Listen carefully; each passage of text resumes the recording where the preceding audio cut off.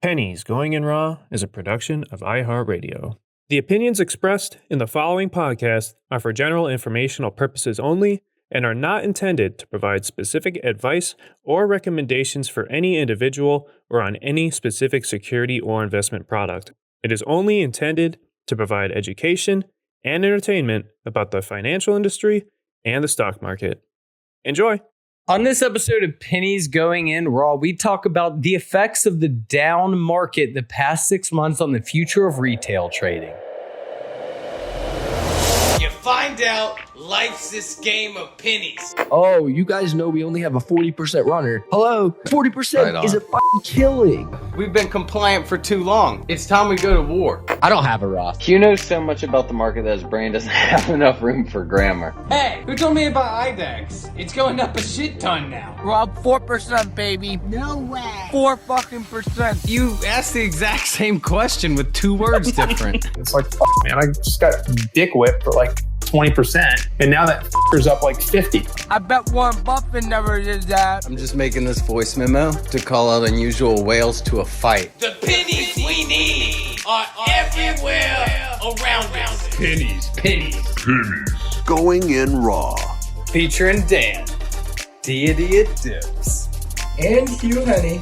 Produced by Vinny. And Christian. Let's go, baby.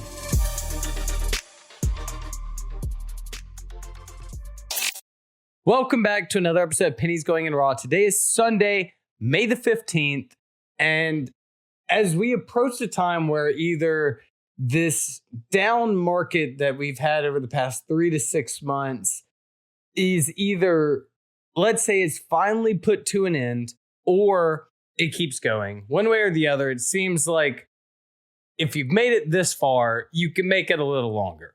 And then you have the people that blew up. We talk about it all the time when it's like the market the past years was amazing. And then you get any dip in the market was a buy and then immediately went back up. This is the first time we're really seeing this happen. And like we mentioned last week, there's lots of faces that are not in the place anymore. And you're wondering where they went. Well, most probably blew up, if we're being completely honest. And so it's like, what is the effect of a lot less retail traders, new retail traders, being in this market? I mean, if I was going to say first off the top of my head, it'd be, all these stocks and stuff that someone can just call on Twitter and it immediately just goes up instantly because all these new guys just want the easiest thing and it's what was always working. I don't think you're going to get that anymore. Another thing we touched on last episode. But obviously I feel like this past 6 months is going to play a big part on the future of retail trading as opposed to what we used to think it was like in 2020. Like in 2020 and 2021, we literally thought the next 10 years was going to be the little guy taking over after GameStop and everything. And it honestly seems like the big guy said, hey, chill out. Look what we can do. Yeah, we knew that the other shoe was going to drop eventually. We just didn't know how exactly it was going to happen or what was going to happen. I think we're seeing across the board that happen. So, but first off, as Dan mentioned, if you are still here and you are still trading, congratulations.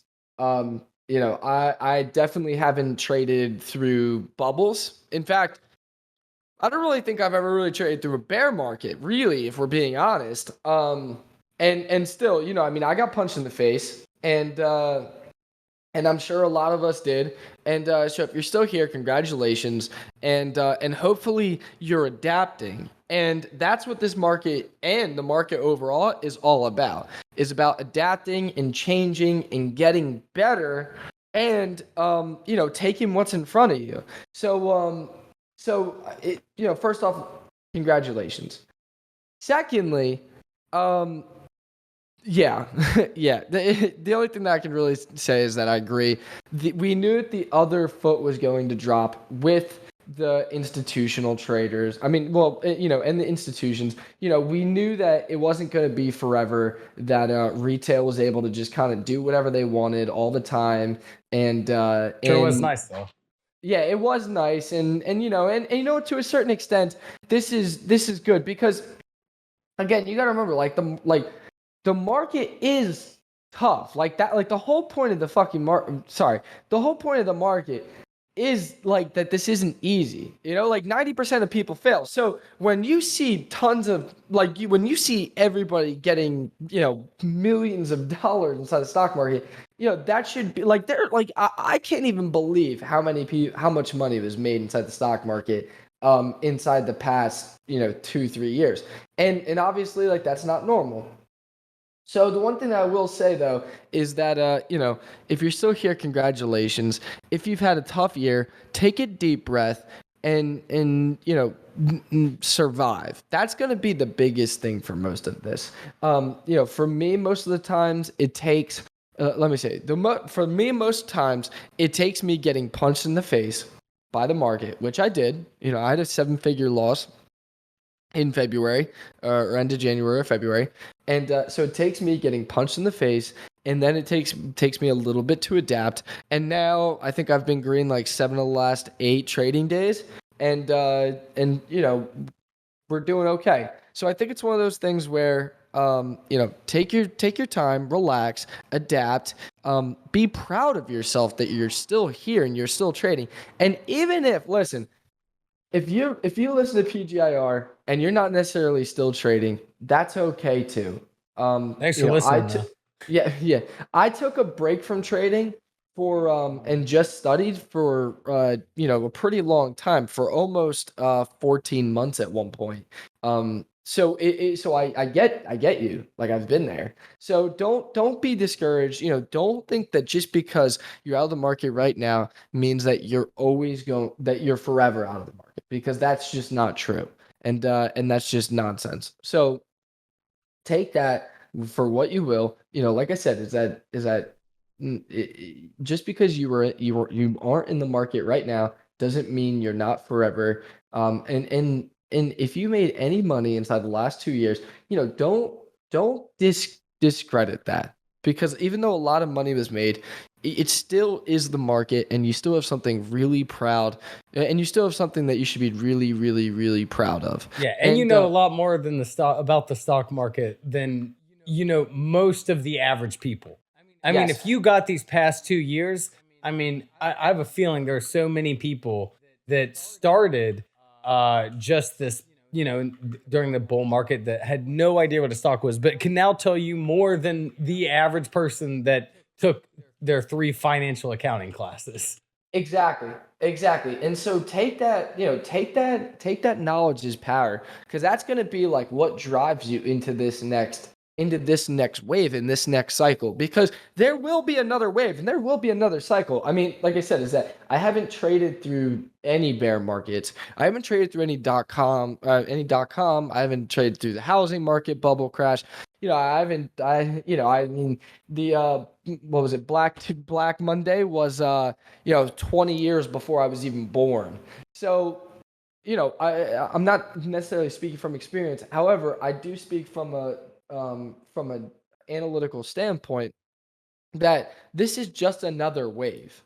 This is just another cycle inside the market. And the thing is that there's still going to be, if you're only a long bias trader, there's still going to be many opportunities. Just take this as a learning experience. Like me, I was a mainly long trader until probably about a year ago, and now I enjoy the short side probably more than the long side, and that's something that you got to take in, learn from, adapt, and get better at. But again, is that if you create it, this is why it's so important to, why the last 2 years really had built such terrible, what's the word I'm looking for? Such terrible habits.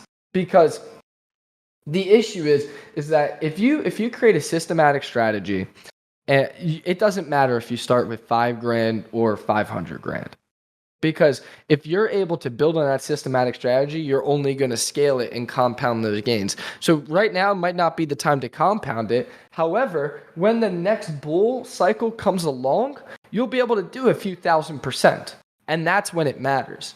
So again, if you really felt like the last 2 years you made tons of money and now you're kicking yourself because you got smoked, guess what? You've learned so much. And now take that, learn this actual strategy, a systematic, replicable strategy that you can then use 50, 100, 200, 700 times a year, and that you have a win rate over 60%, and you're going to be golden. And you're right back at it. And you're going to be, and you know, even if you, like I had someone who we've talked about this guy before, who, you know, he took 3,000 into a million, and then he took that million down to like 40,000. He still made 37,000 or over 1,000% on his account. Like, that's still incredible. And now he can take that experience and say, okay, I never want to go through something like that again. And now that guy is actively working on his strategy. And listen, it's not going to come like tomorrow, you know, you're just going to wake up and find your strategy.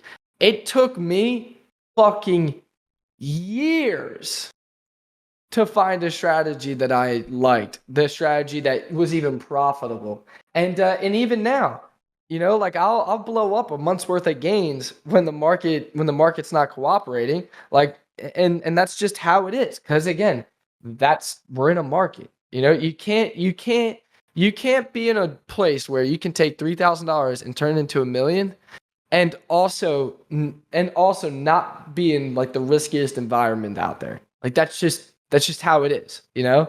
Like that's just how it's always going to be. So I think, like, you know, that this year was a big learning year, myself included. But we can take that and be a lot better.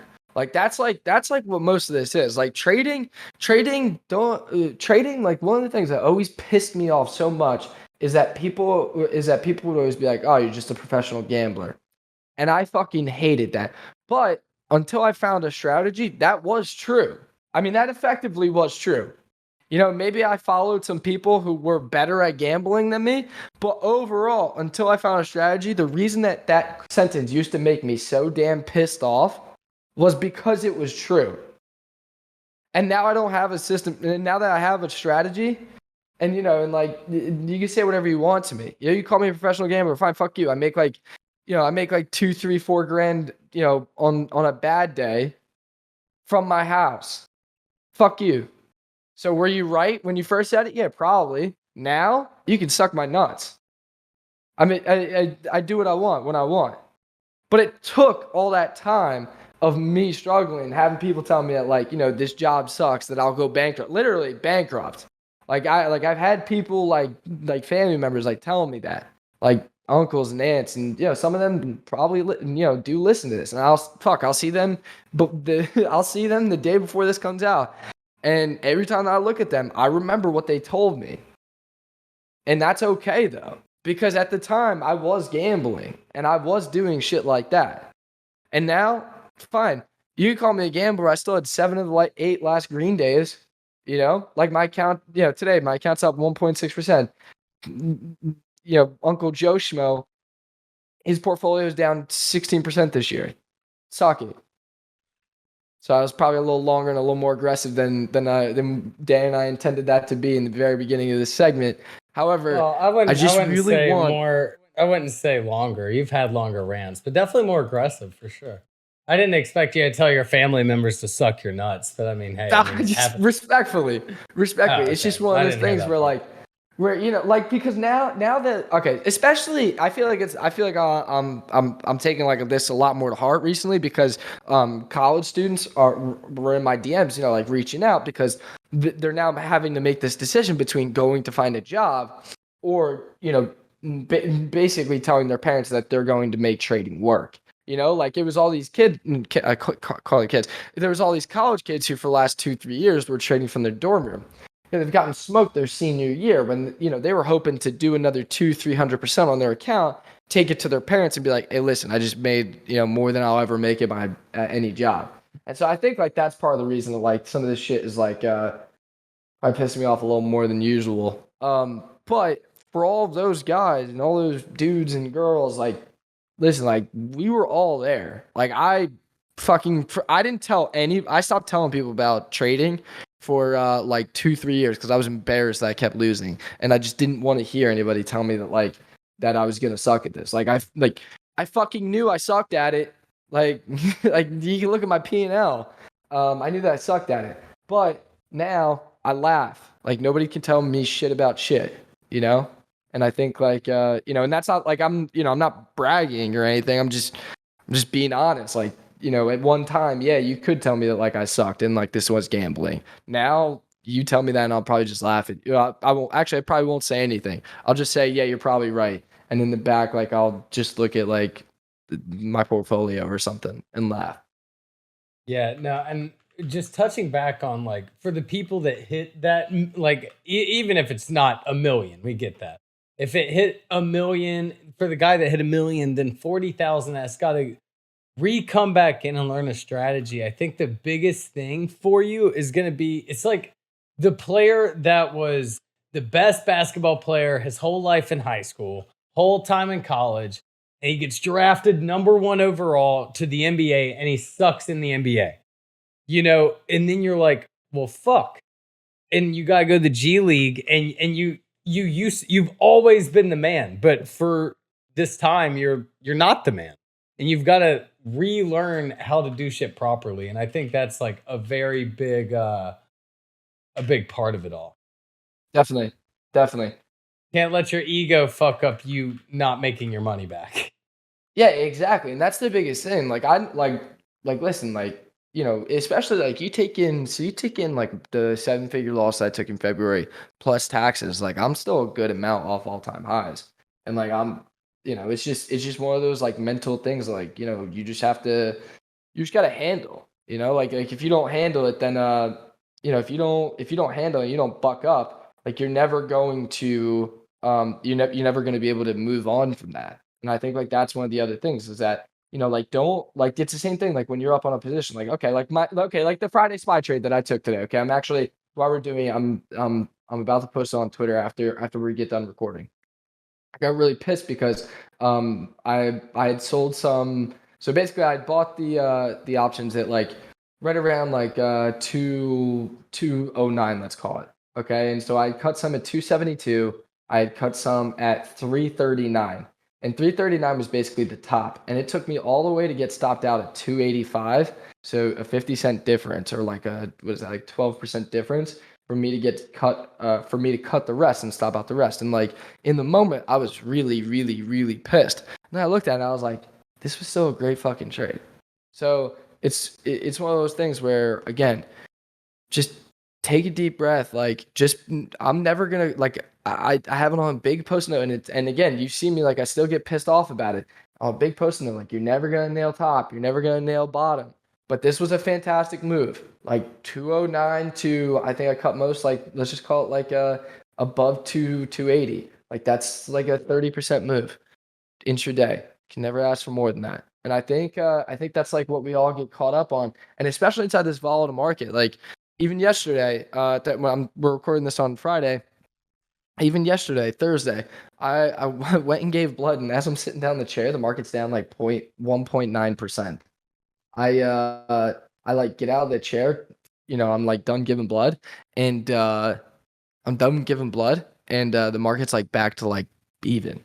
Like we're in like really volatile times. So like just kind of survive right now, work on that strategy, take profits for peanuts, and nail the meat of the move. And if you get stopped out, you get stopped out. But live to fight another day. Don't get into one of these things where it's like, the Fed was hawkish, and then the market starts going against you. I mean, listen, like your options, if you're in options, they'll go 80% against you intraday inside this market. And that's how you really do get smoked. And especially like all it takes is one emotional trade. I mean, listen, we all know like traders who built accounts up to like $200,000, $300,000, $400,000, and they kept adding same day expiries into close, and then they were left with like 15, 20 grand by the end of the day when they started the day at like 300 to 400. That's truly a fucking nightmare. So even if you have a terrible loss of a day, like even if you're like a pretty risky trader and you like using, 30, 40% of your account on any given trade, hey, listen, first off, I don't think that that's smart right now, but you do you if you have a good win rate and a good strategy. But if you are, just make sure that you're living to see another day, because if you're using 50% of your account and that goes down 40%, there goes 20% of your account, just like that, gone. And then not only does that, not only does that take your account down 20%, but what's that going to do to you mentally? Like Fridays, I usually take really slow. I take super slow. Why? Because I got the weekend to come up. And it's not just because I had like a great week trading. No, it's not like that's not the only reason I take it easy. It's because I know that if I have a bad fucking trading day on Friday, I'm going to be thinking about it Friday night, Saturday night, Sunday night, Monday early. Like that's a lot of time for me to be in my head. So that is why you'll never see me taking huge size on a Friday. And again, it's not because of the week that I had, good or bad. It is because it is truly because I do not want to be able to deal with that mentally for however many hours the market's closed from Friday night to Monday morning. That's not something that I want to deal with. All right. Well, we've got two more topics to kind of go over. Hopefully none of them involve you telling your family members to suck your dick or anything. Respectfully. No, I used to do the same thing. Like I wasn't telling many people about me making funny stock market videos, and my parents were still sending me job fair links. So no, we've all been there. And last week was Mother's Day, and I got to take her to Coldplay and take her to Houston, do all the nice things you want to do for your mom. So dude, that's awesome. Aren't you glad I didn't take the fucking job fair, Mom? Yeah. But anyways, we wanted to touch on two more things. One's Cathie Woods, and we'll get over that one in a little bit. But first, we've got to go over Bitcoin. I know you've always been not exactly the most bearish. You've always been intrigued, wanting to get in, just not at the price. Well, you're seeing it now down in the 28s, rotating every so much. I think it bottomed around the 27 mark, and you're just seeing it teetering from like 27 to 30. We talked about potentially seeing 20 soon and whether or not we'd buy it there. But I mean, it seems like it's coming sooner than later. I've seen a lot of people even say we'll never see it the price it was last year, which obviously really gets the people going. But do you want to kind of dive into Bitcoin? And if there's as much fear, I know you always talk about the whales being able to just dump it and make it drop 50% or whatever it might be. Is that still a fear with it down this much? Yeah. So here's the thing with crypto right now. And this is why I think it's different. And this goes back to the reason that Dan, or what we had talked about before. Okay. When celebrities and what was it? Paris Hilton coming out, talking about Bitcoin. She was on she was talking about Bitcoin's going to change the future and stuff. Respectfully, she seems like a fantastic woman. Very nice girl. Respectfully, I don't think she knows jack shit about Bitcoin. I felt that I was too young when Bitcoin first came out. I didn't know much about it. Kanye West quote on Lady Gaga, where he's like, Lady Gaga's the creative director of camera. I like some Lady Gaga songs. What the fuck she know about cameras? Yeah, exactly. And so that's the thing is that you got Tom Brady putting laser eyes. Love Tom Brady as a quarterback. In fact, love him just in general. Him in Bitcoin? Why? What is this going on? Then you have, the other thing is that when there was a few other things that were involved. Okay. We had celebrities, every celebrity getting big into Bitcoin. Okay. And it felt like there was so much risk on the table now I mean, we had companies leveraging themselves billions. They weren't doing that when Bitcoin was at $2. They're doing it at 20,000, 30,000. You know, the other thing is that, you know, when you have the government actively putting when you have the government switching up their agenda so that this is at the top of their agenda and you don't necessarily know which way it's going to swing, that's fucking scary. Like, the government has been trying to like fix roads and bridges for the last 20 years and they haven't done shit, but crypto comes to town and they're like all over it. You know, like they're all over it. Like it's talked about all the time. Like that's something that's a risk for me. You know, if they actually want to get something done, yeah, they will. So when they're moving it up their agenda board, that's a red flag to me, especially when you don't know which way it'll go. Then you have other things where it's like, you know, like we talked about, is that everybody's, you know, you have NFL players taking salaries in Bitcoin. Like, that's scary to me, you know, because now you have like people who are relatively well off taking salaries in Bitcoin. Like, that just feels like inherently crazy risk. Yeah, no, because these people, you got to think, most people want it to hold and keep their Bitcoin as like a store of value. These NFL players aren't going to just, this is their money. This is their salary. Exactly. If all my fucking gains I've won in the market were given to me as Bitcoin, I'm fucking cashing them out. I mean, how am I going to live? Exactly. And so this is the thing, is that you have NFL players who, you know, I love my NFL. I love every professional player that you know, we interact with. However, when you're taking, like, most of these guys are making so much money that if they just took that money in cash and they create a budget and invested well, they'd never have to work a day in their life. Like, never. And instead, it kind of feels gambly that they're taking in Bitcoin when, again, like, if Bitcoin just goes back to where it was 2 years ago, they're fucked.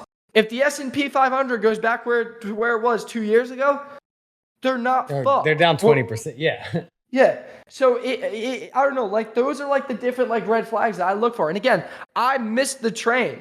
Like, my train was when I was in like 8th grade and I didn't know about Bitcoin and I didn't have any money to put into Bitcoin. Stupid. Yeah. And so I missed that train. And so I never got on that train. And listen, if Bitcoin does, like, even if Bitcoin goes back down to like $7,000, like, I don't even know if I'll be buying it anymore. Because here's the thing, is that the reason everybody was buying Bitcoin was because at the time it was figured to be inflation, like inverse, an inverse to the dollar, hedge to inflation, inverse to the market. You know, like this was going to be the global currency. And then now, how many different cryptocurrencies are there? 100 million.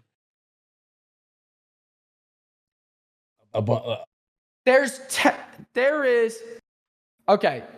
We'll see. Yeah. So I don't even know. There's so many different things. There's 10,000 CryptoPunks. There's like, I can't believe. I saw someone tweet, Daryl Morey, who's the general manager of the 76ers, who loves James Harden and got him on the team. He goes, Daryl Morey just lost $126 million this week in pictures of Microsoft Paint drawn monkeys, and you expect him to fix this organization? Yeah. Well, see, that's the thing, is that like, you know, like, again, like Michael Saylor, like, you know, you could say, listen, I'm sure he's a very smart dude, but if you're going to sit there and tell me that inside the stock market, if you were all in leverage on a company and that company doubled, and you're telling me that you wouldn't take any off the table, that I just think you're lying to me. But with Bitcoin, it was like, oh no, like, this is like, the greed was incredible. Like, the risk was insane. Like, I just can't believe it. And again, like Coinbase, not FDIC insured. Like crypto, the whole point about Bitcoin was that, you know, it was supposed to be in hedge to inflation. It was supposed to go up when the market goes down. Bitcoin goes down with the market now. You know, yeah, whenever it crashed due to COVID, I was scared to buy more. Solely, well, one, I was about out of money, and two, I was just like, Well, shit, is anyone even going to use this shit anymore? Yeah, exactly. So the entire point of it doesn't make sense. And then it's like, oh, well, like there can only be so many cryptos mined. Well, thank God there's, as of March 2022, thank God there's only 18,465 other cryptocurrencies. You know, like, and that doesn't even, like, that's so many. So what's the difference between that one and Bitcoin? Like, it's not like the U.S. government backs Bitcoin and not Loothy Boothy. So what actually is weird to me about the whole celebrity endorsing thing, and it reminds me of the Steve Jobs thing. Steve Jobs had this like seminar, and he said he was talking about the milk industry. For whatever reason, he hated drinking milk. Well, my argument to that is, well, I drank milk as a kid, and I'm still here, and you're not, Steve Jobs. So riddle me that one. But he said the dairy industry tried for 20 years to convince you that milk was good for you. It's a lie, but they tried anyways. And the sales were falling. And then they tried Got Milk, and the sales went up. Got Milk wasn't even talking about the product. In fact, it focuses on the absence of the product. And all it was saying is, when we got celebrities like Michael Jordan drink milk, I like Michael Jordan, I want to be Michael Jordan. Like usually when people get celebrities, instead of just having people talk about the product all the time, it works better. However, this time, people stopped talking about it, and it was all just Tom Brady and everyone, hey, invest in this, and less about the concepts. It stopped working. Yeah. So, that'll be interesting to see where we go from there. No, so I just think that, the risk was so much, and it was so high. I just think that it was such an issue. And it just wasn't, the risk to reward didn't seem to be there. And like when I look at other, it's funny because I always think about sometimes when I talk to my mom, she tells me about when pet rocks were a thing when she was a kid. Yeah. And looking back on it, it's like, who the hell would, say goodnight to their pet rock? I have a feeling that we're going to be sitting there like, well, dude, we had fidget spinners, man. We had fidget spinners. Yeah. Like what was the real point of those? Like we were all ADHD, like all of us, like, I don't know. This seems like a little bit of a, like all of us. No, we were all just given iPads at a young age like that. Like, I think that, similar to like the pet rocks and the fidget spinners, we're going to look back on like, $4 million pictures of apes and wonder why we were doing that or why we were paying such a cost for that. Like, fine, you want to have a pet rock, fine. Why are you saying goodnight to it, or why do you have to say goodnight to it? And so I think that that's really like going to be the big issue. All right. Well, did you want to touch on one last thing before we go? Your girl Cathie Wood. Yeah. All right. What do you have to say about my girl? So this came out after hours on Thursday. ARK's Cathie Wood says U.S. is officially in a recession, and then buys shares of ExxonMobil, Philip Morris, and Smith & Wesson. So a few things to this. One, she's moving to Texas. Yeah. Two things. One, I love Cathie Wood. Like, I really tried to stick up for her, in the beginning. Especially like when everyone was ragging on her, I felt like she was really getting the short end of the stick. She had kicked Wall Street's ass last year. Like, I was really for her. And then she started to say some things that concerned me a little bit. And then she started to do some things that really started concerning me. Like, instead of just saying like, hey,